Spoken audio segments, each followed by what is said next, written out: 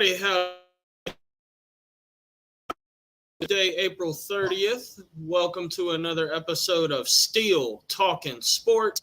I am your host, Jay Steele, and let's get talking.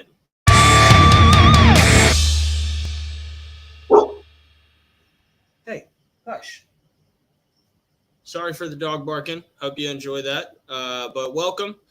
Like I said, welcome back to another episode of Steele Talkin Sports. I believe this is episode 7. So, let's keep it on rolling. Today is Tuesday, April 30th. I am trying to do this live today. So, it looks like the YouTube is rolling. I am effectively rolling live. I'm trying this out instead of recording it like I've done the last few times. Same process. I just entered the live stream key and we're doing this live so I don't have to do any editing later. And this can just go straight to the old YouTube. We'll see how that goes. So welcome back again. My name is Jay. I'm going to be talking some sports. We've got NBA playoffs continuing to roll on, as well as NHL playoffs continuing to roll on. So I'm going to talk about the brackets that we've got in both sports. You see me wearing the Cowboys jersey. The NFL draft did just happen last week. So I may go over some NFL draft stuff. To be honest, being a Cowboys fan, I'm not very happy with the draft that we had.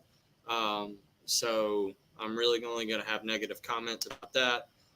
There are other teams, especially in our division, that did a lot better as far as the draft goes. But I will save that to the end as long as I don't get a little too long-winded here like I did last week. So first, I'm going to start off and talk about some NBA games that we've got tonight and go over kind of the bracket as it stands right now on Tuesday, April 30th.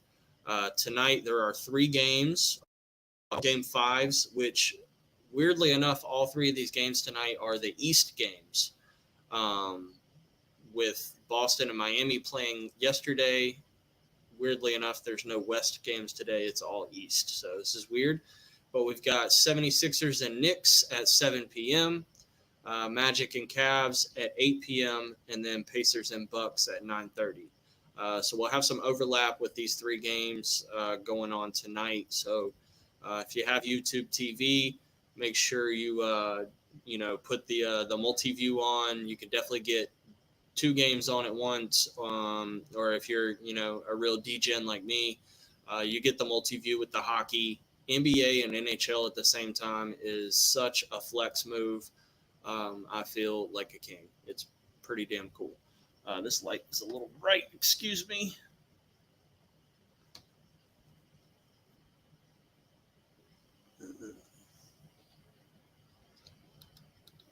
There we go. All right.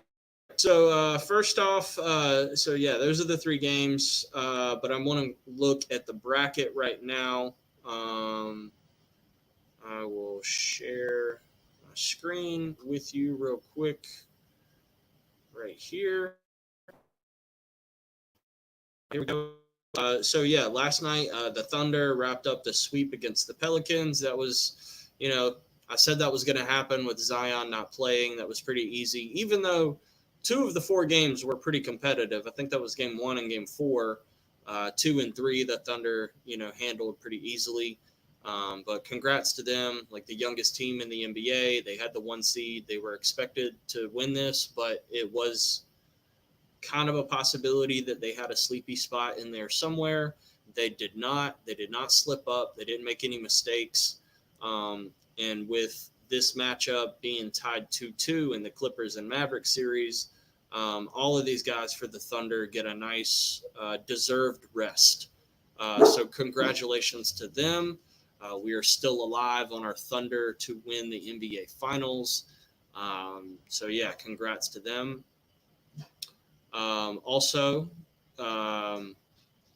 We had a sweep in the Timberwolves and Suns. I thought the T-Wolves would win this series, but I did not think it would be a sweep. Kevin Durant, Devin Booker, and Bradley Beal did not show up all together during one game. I know in game 4, Booker had over 40, Edwards had over 40, but even that wasn't enough for the Suns to get a W. And I don't know if they have to dismantle this big three, but the three of those guys control so much money on that roster that it's hard to break it up. But also, they just underperform. So I don't know who they're going to pair with them. I know Grayson Allen was injured. That probably doesn't help them in the playoffs. But even with him on the floor, they didn't have a match for Minnesota. The Nuggets and the Lakers, LA gave it their best shot. They did win one game, but it's pretty impressive that they could be up by double digits in all 5 games and lose 4 of them. I don't know what you say about that, except for you are not the closer that you thought you were, LeBron and Anthony Davis. They just did not get it done, even though they had big leads. And I wouldn't even say it's LeBron and AD's fault. It's more like the supporting cast. Like, Russell had one big game where he made a ton of threes, but besides that, like, didn't really show up as far as his spectacular, like, ability to assist other players and then just making that mid-range jumper or even, getting fouled and going to the free throw line. Austin Reeves kind of non-existent in the series. And the 4th or 5th guy, Hachimura, Torian Prince, nobody really showed up on a consistent basis for the Lakers. So sad to see them out of the playoffs, but, on the other side, very impressive by Jamal Murray. 2 game winners on different nights. Jokic with his, averaging a triple-double. It's superstar impressive. Michael Porter Jr. making a ton of threes. What a great shooter. So the West is really fun to watch right now. But you've got the T-Wolves up for one matchup in the West semifinals, and we've got a 2-2 series in the Clippers and Mavericks, which that next game will be tomorrow, Wednesday at 10 o'clock. I'll get to that in a few minutes. Over in the East, we've got a 3-1 lead with the Celtics. The Heat made one good game up in Boston, but I think 5 that Boston puts the pedal down and closes that series out 4-1. The Magic and Cavaliers, the home team has won both games. The Cavs won game 1 and game 2 at home. The Magic won game 3 and game 4 at home. Honestly, I would just take the home team, but so you'd have to imagine that the Cavs win game 5, Magic win 6, and Cavs come back home and win 7. Either way, whatever team is advancing, they're going to lose to Boston after playing 7 games. So that's the only thing I got there. The Bucks and the Pacers series, it's flipped. I did think the Pacers are going to win this series, so I'm looking good. I just did not think it was going to happen this way. I knew Giannis was going to be out, but Damian Lillard getting hurt after that one explosive game kind of sucks. The only thing I will say that I didn't like when I watched game 4, Giannis was on the court every time there was a timeout. Like, he was dressed in street clothes, but he was sitting on the bench with his teammates, like a normal injured player would. He's at seat 13 or 14 on the bench, but he's in street clothes and he's there to, clap for his teammates and be on the court when there's a timeout, even though he's injured. Damian Lillard in game 4 was sitting one row back behind the bench where the players sit. So he'd be with a junior assistant on the bench or something. And he was dressed in street clothes as well. But every time that there was a timeout, he was in that second row. So he's, doesn't have access to getting onto the court. And I just thought that was really weird. That's just my take. It's just something that I noticed when I saw some highlights and I saw certain portions of the game. And I was like, well, why is he not like right beside Giannis? Like, like them side by side, like two other injured players would be, on the bench. Like in the play-in game for Sacramento, Kevin Herter and Malik Monk, who are both injured and out for the rest of the season, were in street clothes and on the bench, like rooting on their teammate.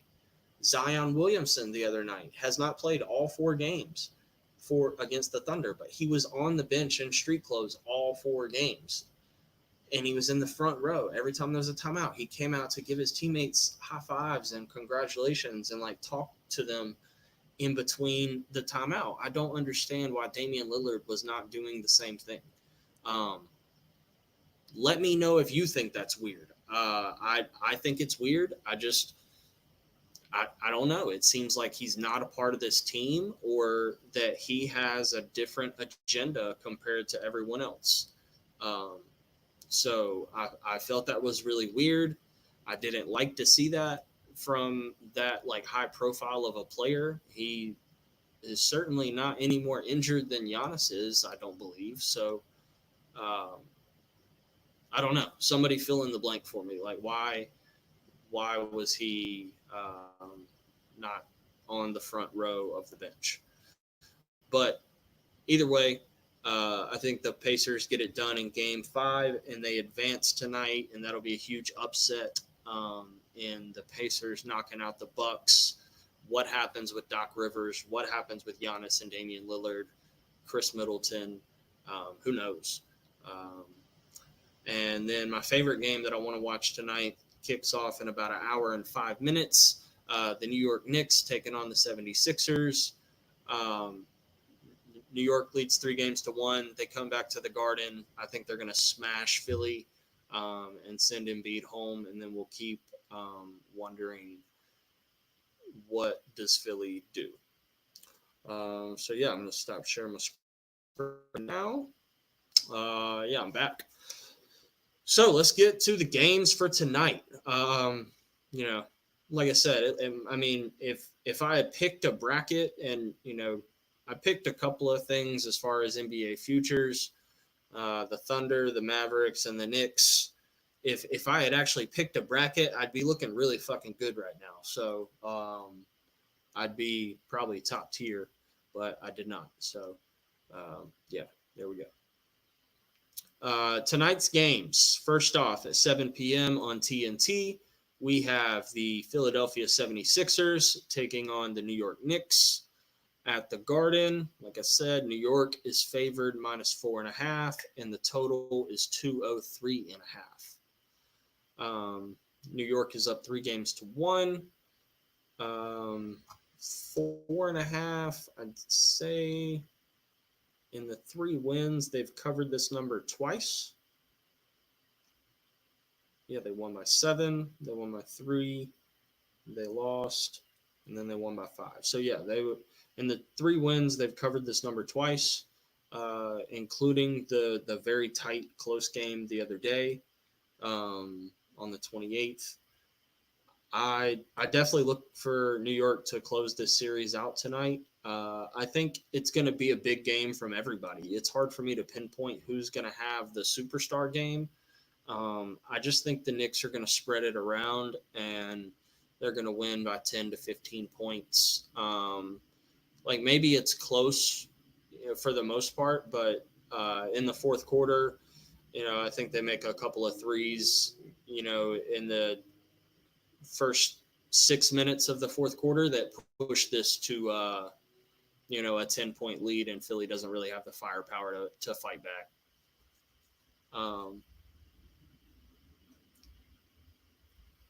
Sorry, let me straighten my mustache up here. There we go. Things that I do like for tonight. These are some plays that I have on DraftKings. I like Josh Hart over 1.5 threes. I feel like he's been explosive this series instead of DiVincenzo. So I like Josh Hart. What else? I I'm no, I won't. Um, also, the the total at 203.5. I like that. If you wanted to parlay, like the Knicks -4.5, I would adjust the total on DraftKings. You can find an adjusted total down to like 199. I would go for that over. I definitely feel like both of these teams will score 100 points and you'll get to 200. But I would like that safety of just that 199.5, and that way, if it's close, you're not worried about basically the same score from the other night and coming up short. You're looking more for let's see, like the game 2 score, 104 to 101. If you get something like that, let's say it's 104 to 99, that's right on that 203 number. I'd rather have that 199.5, and we're covering both, and we're squeezing out of there with like a plus 200 win. That's what I like.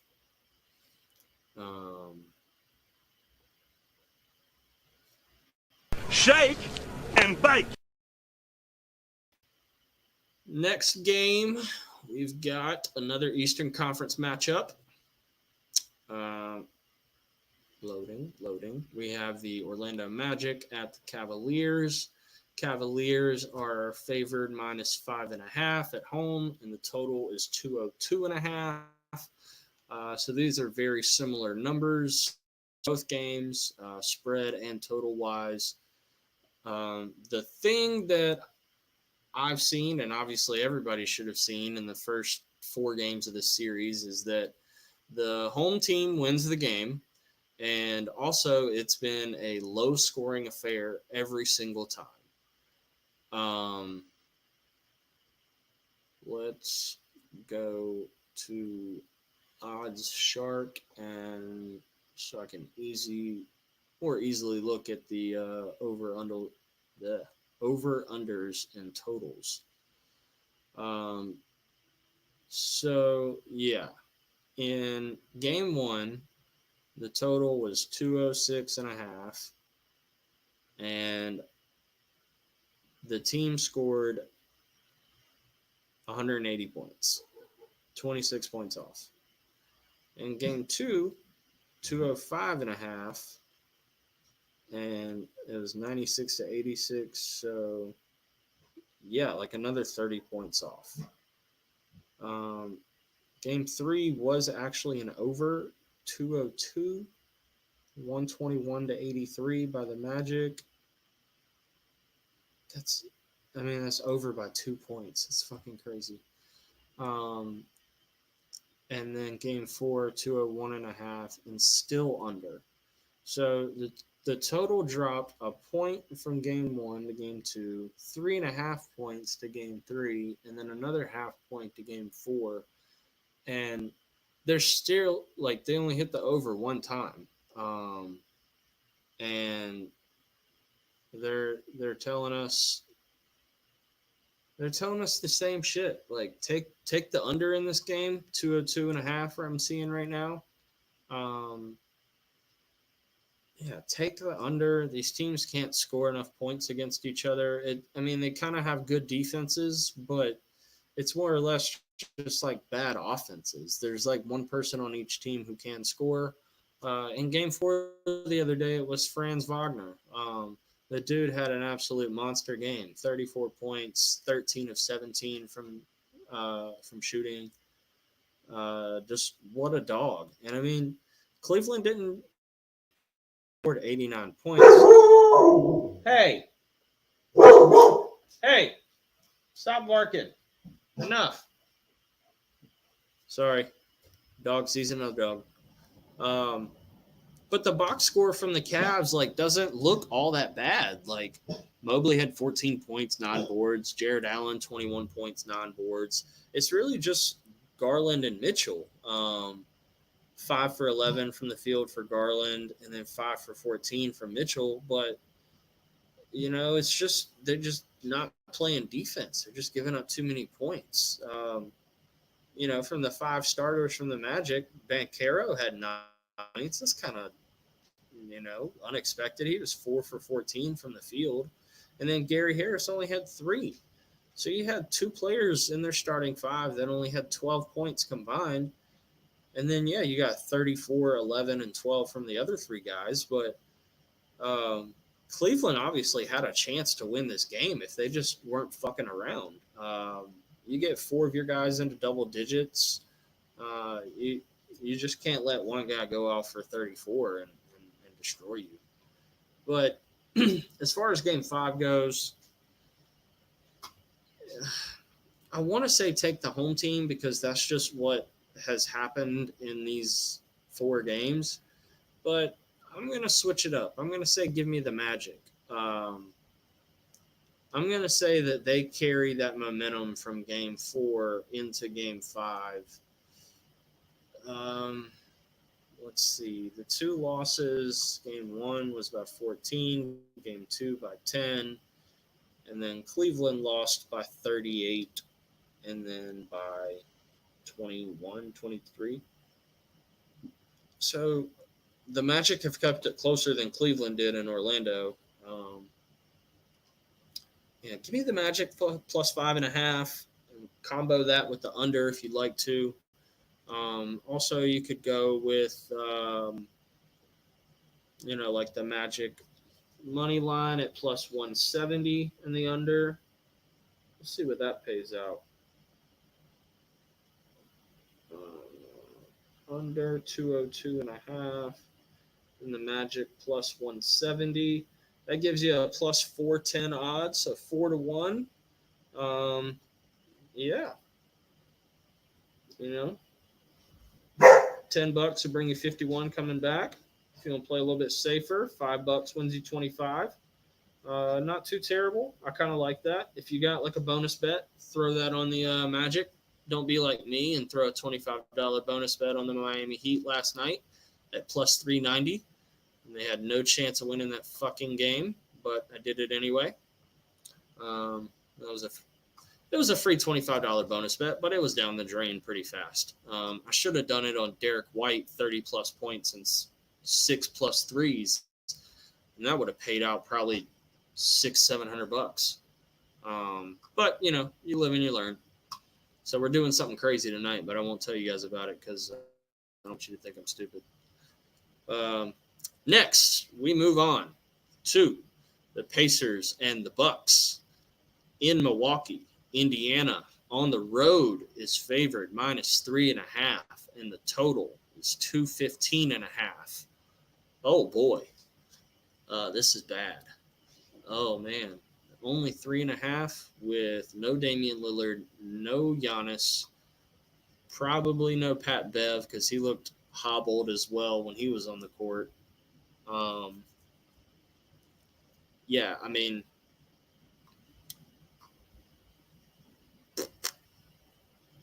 Indiana lost game 1.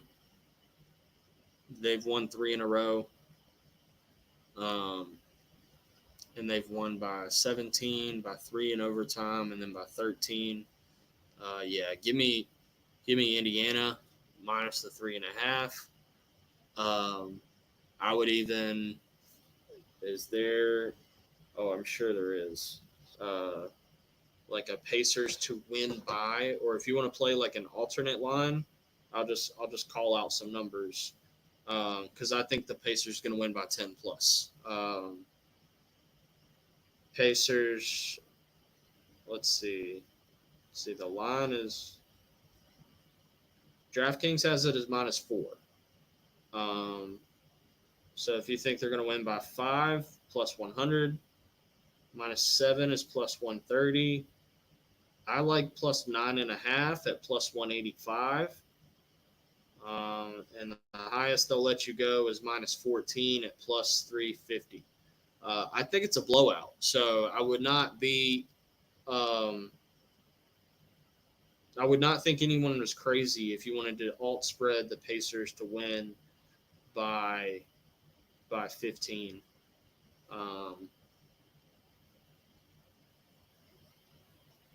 Also, I know, where's the game props? Here we go.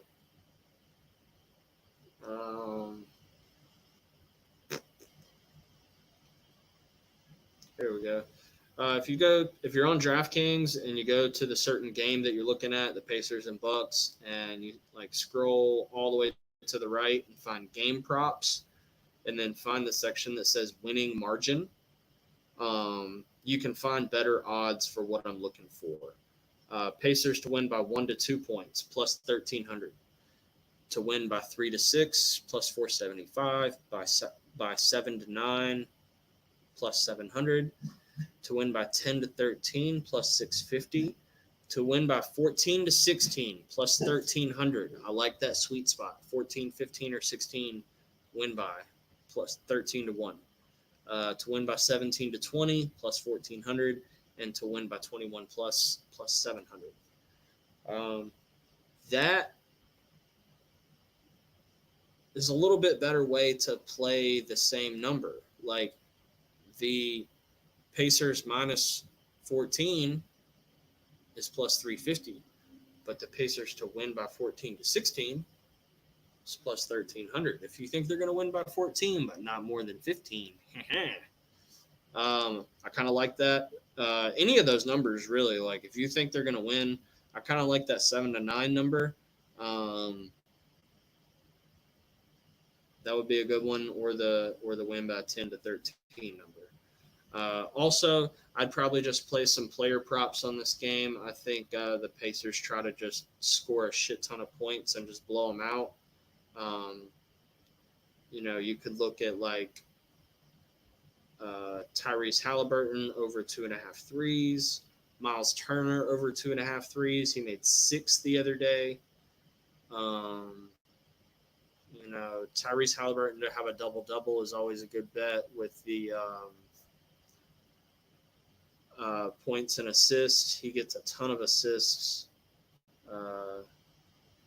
His points plus assist total is 28.5. I think his assist number is like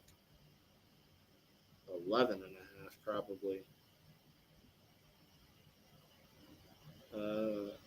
Over under 10.5 assists for Tyrese Halliburton. He does get a lot of assists, but sometimes in this series he's been shooting the three a little bit more. So I would just take his over 2.5 threes if you wanted a player prop on Tyrese Halliburton. That's it for tonight's games. I guess I can move on to tomorrow's games since there are some games on Wednesday, May 1st. But to recap, minus 4.5, lock that up. Orlando 1.5, and Indiana minus 3.5. For Wednesday, May 1st, we have Game 5, Miami versus Boston. Boston is favored minus 13.5 right now. The total is 199.5. Yeah, I'm not going to spend a lot of time on this except to say that Boston is going to win by more than 13.5 points. And that's all you need to know. As far as the second game, and oh man, it sucks. It sucks when certain game one or round one series are over. It's kind of like the first round of the NCAA tournament. You know that tomorrow there's less games on the schedule. So it sucks that there's 3 games tonight and only 2 tomorrow. And now like the slate gets smaller and smaller as we go. But at 10 p.m. tomorrow night on Wednesday, we've got Dallas at the Clippers. The Dallas Mavericks are favored minus 3.5, and the total is 208.5. I do not know what to make of this series, tied 2-2. The Clippers have looked really good at times, including Game 4 when they had a 31-point lead in the first half at some point. And then if you watch that game, the Mavericks cut it to under 20, and you would have thought that they were up by 100. It was insane, the intensity and the volume of that arena, but they were still down 20 points. And they just slowly clawed their way back. Kyrie had a masterful game. Luka didn't have his best game, especially not from the three, but he found a way to get it done. He looked a little bit hobbled. I hope he got some rest so that he looks better on Wednesday night. But the Mavericks almost took that game away from the Clippers. And I don't know what LA is doing. Kawhi, is on the court, off the court. We really don't know what you're going to get. But in game 4, Paul George and James Harden stepped up. They were lights out from but can they do that again in game 5? I don't know. I feel like, Kyrie found something in the second half and that they were moving the ball better. They certainly had a better second half than the Clippers did. And the Clippers just seemed to kind of fall asleep at the wheel and, just let them back into the game like they were just playing with them. Like, okay, yeah, you win the second half now.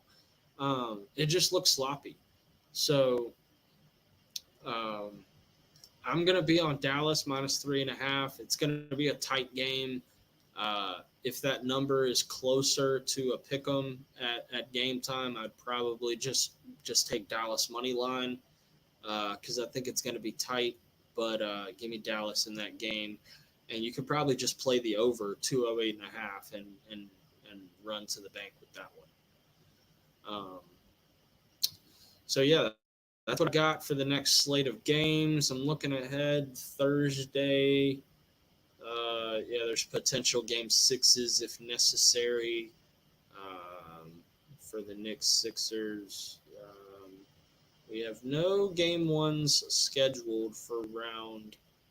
Okay, I do. We have a TBD start time, but T-Wolves and Nuggets for Saturday, May 4th.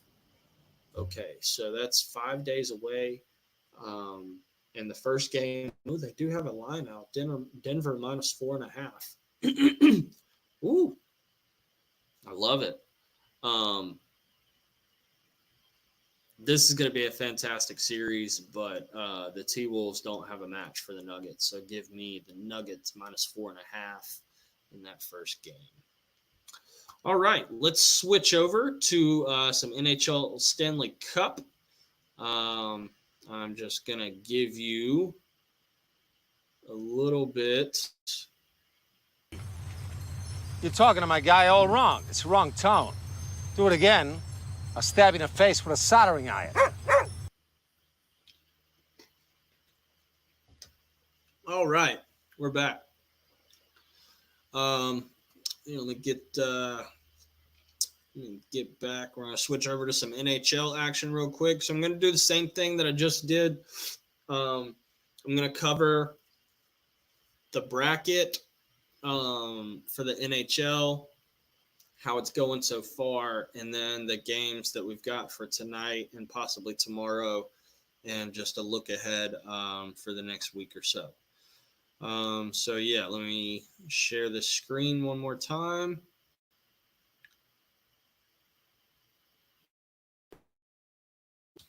All right.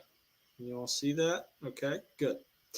So far over here in the East, like I predicted, I know I was a little bit late, but I did say that Florida was going to win this series. They took down Tampa Bay 4-1. I hit a nice little player prop parlay on that game last night in game 5.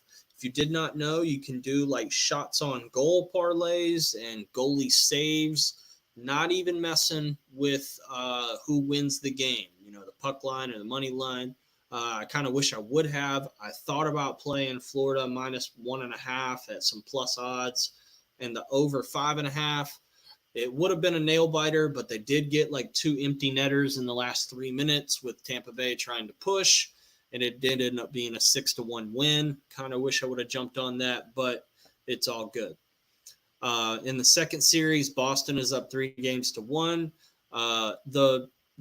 The stories around what the hell is going on with the Maple Leafs, I don't know. Willie Nylander played all 82 games in the regular season. Superstar. And for the first 3 games of the series, he did not play. No indication why he did not play. It was like a phantom illness or a a ghost was haunting his locker. I don't know. We never got an explanation. I'm just making stuff up. But then the other night, cameras caught a glimpse of Austin Matthews, Willie Nylander, and Mitch Marner all on the bench. And the clip that I see said it shows Nylander looking at Mitch Marner, and he says, "Stop fucking crying. This isn't fucking junior," which he's referring to junior hockey. And it was Mitch Marner in the middle that was crying. And in the video, I don't really see that Mitch Marner is crying, to give him credit, but he does like grab his gloves and he turns around to the back of the bench and like slams them down. And I don't blame them. They're down 3-1 to one of the best teams in the league in Boston. And Brad Marchand is just a pest. And he just annoys players to the point where he like bugs you so much that he hasn't oh shit. Breaking news. As I'm reading this. This is baseball related. Mike Trout has torn meniscus and has no timetable for return. Oh my God. That is terrible. Oh man. Dude, Mike Trout cannot catch a break. Jesus, dude. Sorry. Back to Boston and Toronto. I don't know what's up with Toronto. They are just like so confusing. I mean, they're such a good team. They have so much talent, but I mean, this locker room issue that is seemingly going on during the series is definitely a thorn in their side. You can't let, Brad Marchand and Pasternak, get so many shots on goal and just open looks. They're too good. So yeah, Boston's probably going to clean that series up pretty quickly as we move along. We need to look at what NHL games are tonight too. Excuse me. Next, I don't think much needs to be said, but the New York Rangers took down the Washington Capitals in 4 games. Clean sweep, 2 games at home, 2 games on the road. Sorry to all friends out there that have, fans or friends that are fans of the Washington Capitals. They got into the playoffs. They didn't do much else. Game 5 in this series we've got tonight, Carolina 3-1. Upset that my team didn't get the sweep, but they're coming back home. Going to get the close out the series tonight on home ice, so that's looking pretty good. Right now, as long as Carolina and Boston close out these series, I'm looking good on the east side of this bracket. We move over to the west. Dallas and Vegas are tied 2-2. Both road teams have won both games in each other's building so far. Vegas won the first 2 games in Dallas, and Dallas won the next 2 games in Vegas. So home teams need to step up in that series. I still like Vegas to get it done. So give me Vegas to finish that out in 6. Colorado is up 3-1. They can score more goals than Winnipeg. So I'm looking good there for them to advance against Winnipeg. The Couve is up 3-1. I'm pretty sure I picked Vancouver. I like the other Hughes brother there, Quinn. So that series is looking good. And Edmonton is up 3-1. So fun to watch that team. So we're looking good on the west side of the bracket right now. But pretty interesting that we've got 2 teams in the East that have advanced already with sweeps or close to it. And nobody has advanced yet in the West. So they got some work to do. As far as the games tonight, let's get to it. 7:30 on TBS. We have the Islanders and the Hurricanes. Islanders plus 220 on the money line. Carolina minus 270. Maple Leafs and Bruins. Toronto plus 135 on the money line. Boston 160. Minus 160, sorry. Avalanche, 9:30 ESPN against the Jets. of Winnipeg. Colorado minus 120 on the money line. Winnipeg even. So that's a plus 100 for those that you don't know. And then at 10 p.m. out on the West Coast, out in Vancouver, the Predators and the Canucks. Nashville plus 105 on the money line. Vancouver minus 125. Honestly, I haven't watched a lot of these hockey games. I've kind of caught the tail end of most of them. I will be able to double dip with hockey and NBA tonight. I know I'm going to be taking my Canes. I'm not going to play the money line at minus 270 because I'm not going to tell you to lay $270 to win 100. Or if you're betting with my size money, I'm not going to tell you to bet 27 to only win 10 back. That sucks. I will say, only in one game has the total gone over 5, and that was in Game 2 when the Canes were down 3-0 and then scored 5 goals in a row. So you had a 5-3 final. The Canes covered the puck line at minus 1.5, and they also hit the over at 6.5, with a total of 8. I think this is another like 3-2 or 3-1 game. I don't seeing it being over five goals. The total at 5.5 is what it's set at. I would say that the under is probably a good choice. But for me, I would look at something like taking. Actually, I kind of do see this being like a 4-2 game. And the best thing that I saw was you can get plus odds on goals against, or basically like goals for Carolina Hurricanes. I would take the Canes team total goals over 3.5. Maybe you pair that with the money line and you get some plus odds, but that's how I would play it. So I'd be taking the Canes. If you want to combo this together with one of the other games or all 3 of the games, sure, let's do that. Let's do a hockey parlay, eh? What do you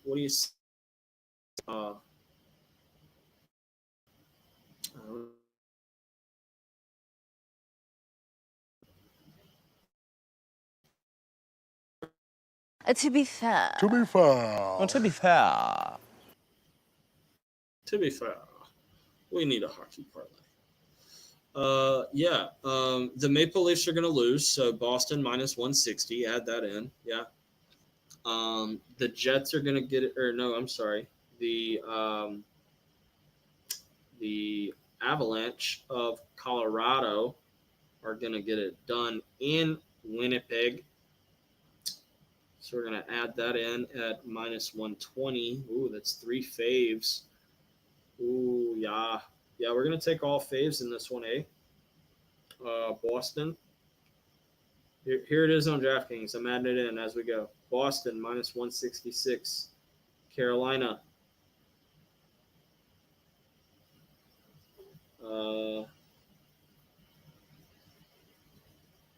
Carolina, we're going to go with the minus 1.5 puck line at plus 110.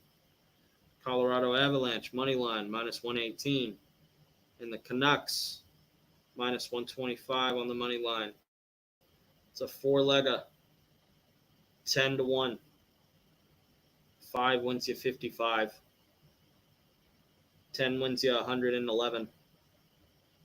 I don't know why I'm still talking like this.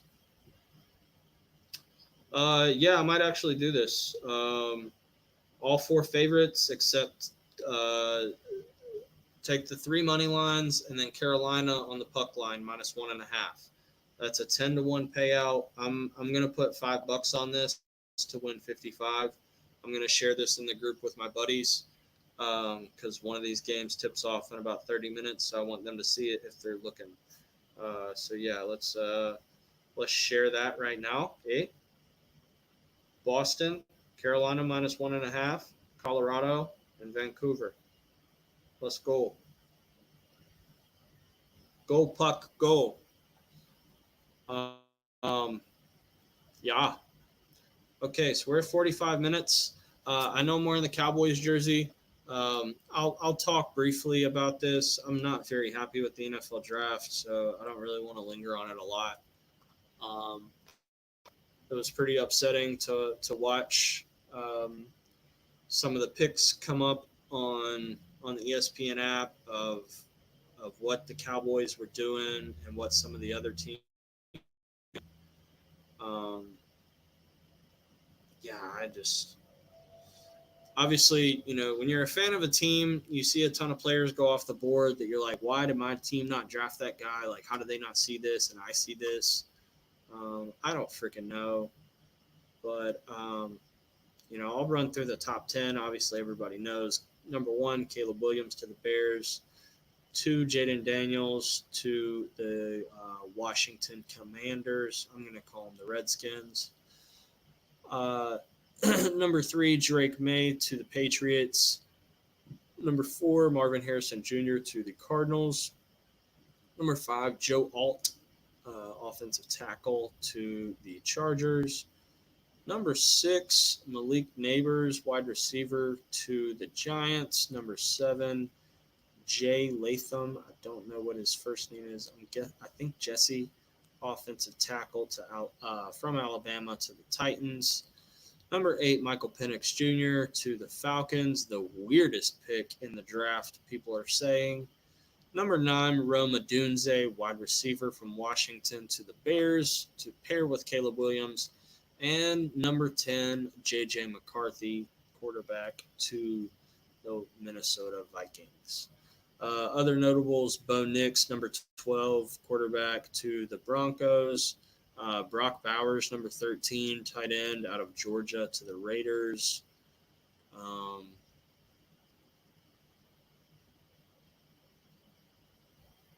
The Cowboys were at like 24. They traded with the Lions. They got back to 29. They got a pick in the process. They drafted some guy named Tyler Guyton as offensive tackle. I guess he's going to be the replacement to Tyron Smith. He's 6'8", 322. His position rank, he's 7th in offensive tackles. That's pretty solid. And he's a 33rd ranked overall player with a grade of 87. This one I like. I like this guy. Now that I saw that we got like an extra pick in the process by trading back 5 slots, I guess that's okay.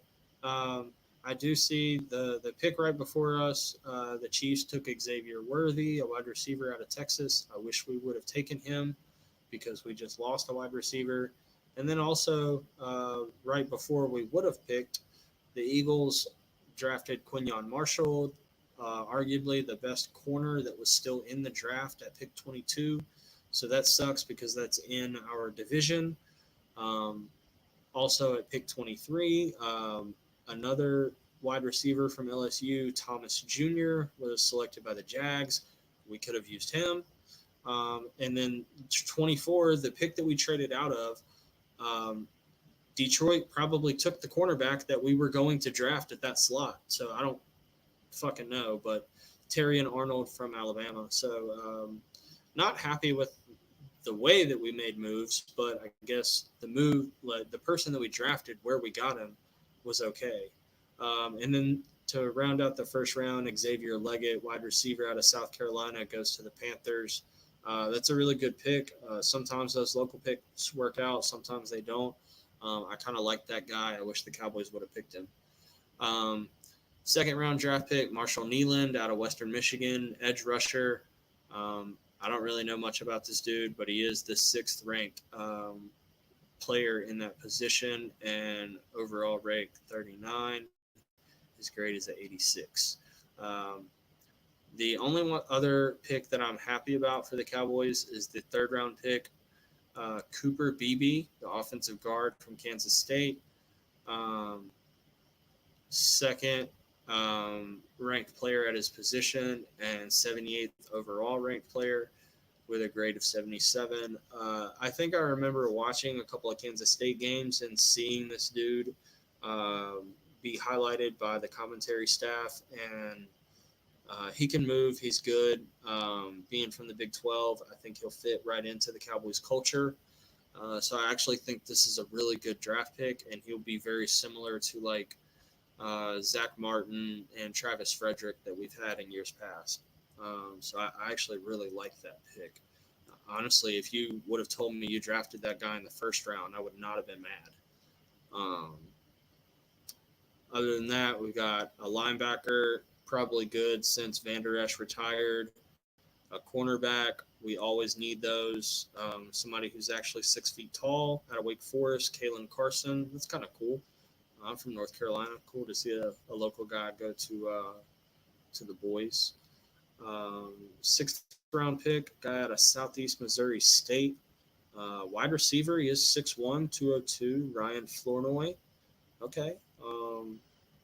4.44 40-yard dash. Not a lot that I can tell you about this guy, but 6'1", 202, I like it. I didn't notice that before. Seventh round picks, Nathan Thomas out of Louisiana, offensive tackle, 6'5", 332. I like the size. And then last pick, Justin Rogers, 6'3", 330, defensive tackle out of Auburn. I like the size. So good picks from, I guess, but don't really know what to expect. We still need wide receivers, running backs, and a center. So I don't know. That's all I got. It's 6:35. We got a basketball game and a hockey game starting in about 30 minutes. I'm going to go eat something. I'm going to crack a beer. I'm going to get started on not looking at this bright-ass light in my face and making me look like an Oompa Loompa. So thank you if you listen to this. I don't know if this is going to work as well as the recorded version. So we will all find out together. Thank you for tuning in. Holy crap, that bright light out of my face feels so much better. What an idiot! Oh, what a loser! Yeah, I should have figured out that light thing a long time ago. But thank you very much for listening to all my ranting and raving. We'll get back to another episode next week. I'm sorry this is on Tuesday instead of Monday, but I was really exhausted from playing golf on Sunday. So you have a great rest of your day. I am Jay Steele. Thank you for listening to Steele Talkin Sports, and I will see you at the buzzer.